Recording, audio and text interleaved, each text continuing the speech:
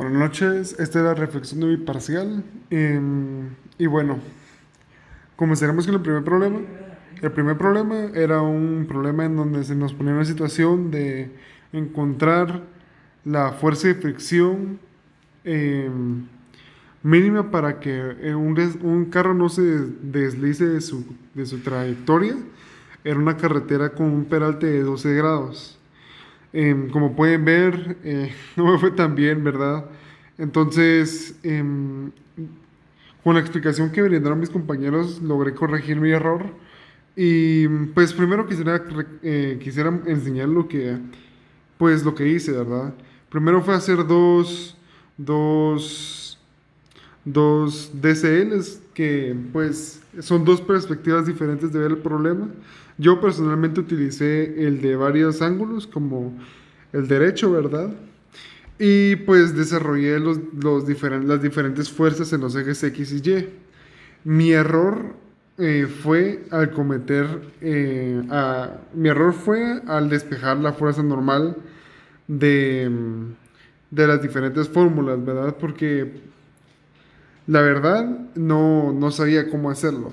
Entonces me quedó una cantidad exorbitante pues de la fuerza de fricción requerida, ¿verdad?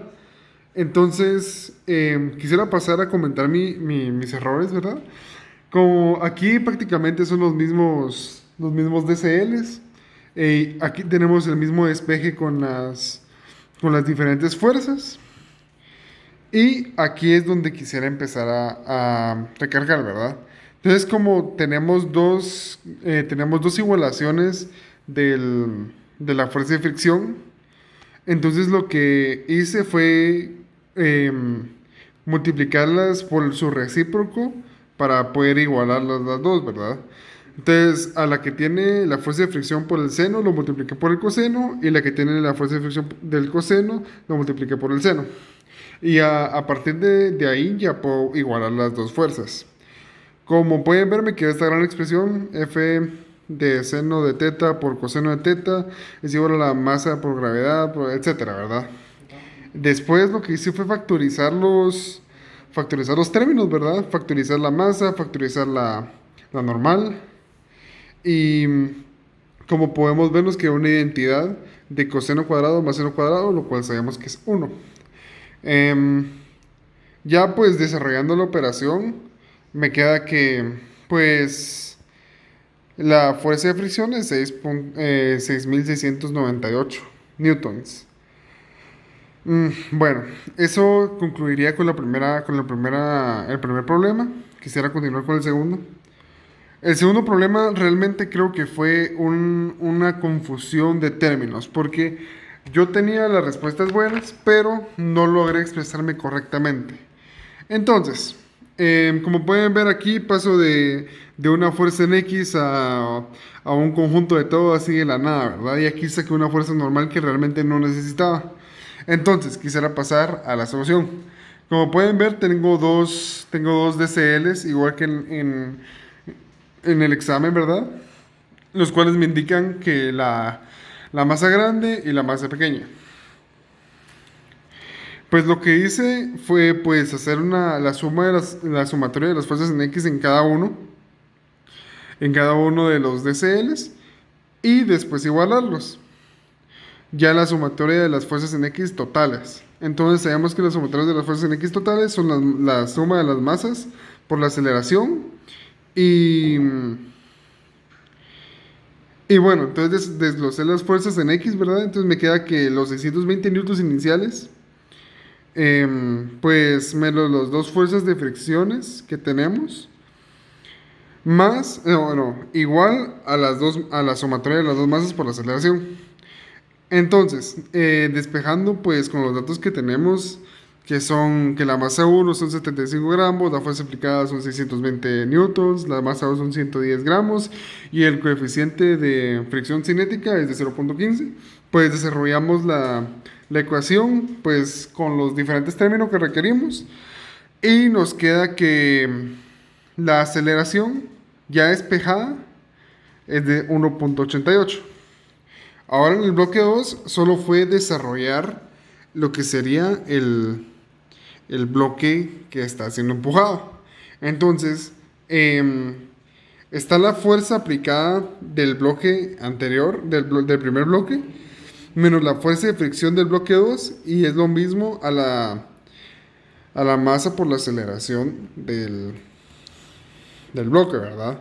Entonces, pues despejando la fórmula igual, queda que la masa por la aceleración más la fuerza de fricción que ya habíamos sacado anteriormente, y nos queda la fuerza aplicada de un bloque a otro, la fuerza entre bloques. Ahora, el tercer ejercicio, pues la verdad es que yo no sabía cómo desarrollarlo, entonces saqué un muy mal puntuaje. Y quisiera expresarlo de una manera de la que podamos entenderlo todos. Como pueden ver, yo realmente no sabía cómo hacer un diagrama vectorial, ni pues de qué me servían los datos que me daban. Entonces, prácticamente esto lo resolví usando triángulos. Usando triángulos y las propiedades del movimiento relativo, ¿verdad? Entonces sabemos que la velocidad de persona es la velocidad de la corriente más la velocidad de la persona conforme a la corriente. Pero como tenemos dos dimensionales diferentes, que sería la dimensional de un vector que solo tiene parámetros y otro vector que solo tiene parámetros j, entonces no podemos superarlos entre sí. Para usar este método, realmente como es un triángulo rectángulo, utilicé el método de Pitágoras, que es pues el término 1 al cuadrado más el término 2 te da un término 3.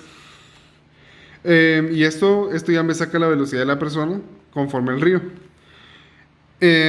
Ahora ya después de sacar la velocidad de la persona, pues lo que hice fue modelar un triángulo para averiguar el ángulo de inclinación de la persona conforme avanzando, ¿verdad?